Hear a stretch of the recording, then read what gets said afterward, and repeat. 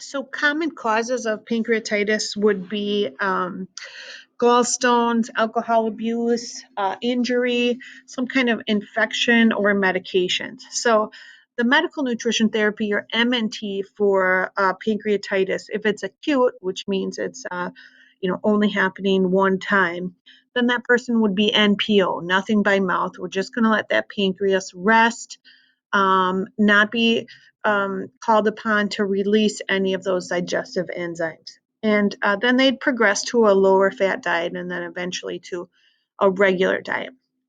But somebody who has chronic pancreatitis, where this occurs over and over, they would most likely need some sort of pancreatic enzyme therapy. So taking oral pancreatic enzymes in order to help with that digestion of carbohydrates, protein, and fat, a low-fat diet, and vitamin and mineral supplementation.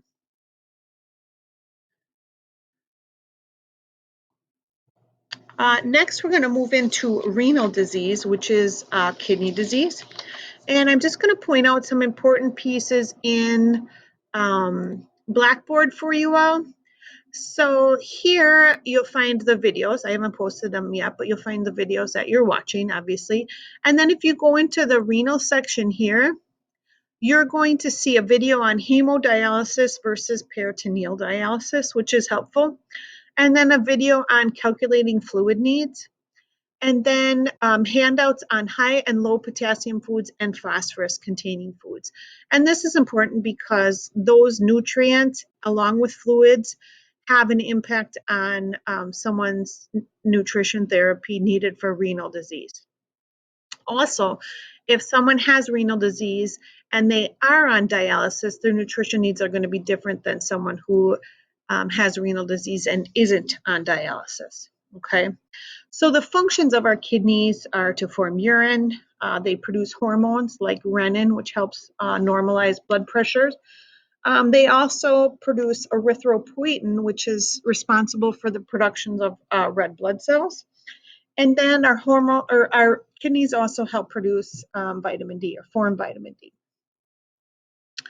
You have the abbreviation here, CRF, or chronic renal failure. We also may see this listed as ESRD, end-stage renal disease. We can contrast that with ARF, which is acute renal failure, and that's typically reversible, and it happens due to an injury, a burn, or shock. Someone with ESRD or CRF will either need a kidney transplant or to be put on dialysis. Okay. So you have hemodialysis and peritoneal dialysis. Hemodialysis is basically our kidneys functioning outside of our body, or an artificial kidney functioning outside of our body.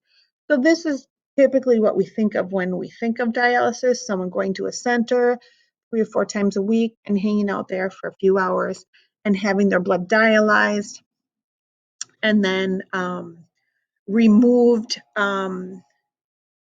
the urea, and it removes waste and fluid. Okay.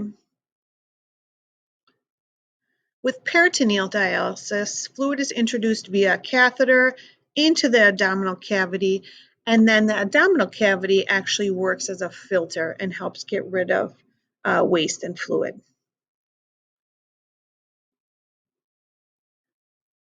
Now, the renal diet is probably one of the most complex diets, and you can see the goals of the renal diet on page 117, and then you can see recommendations on page 119 and 120.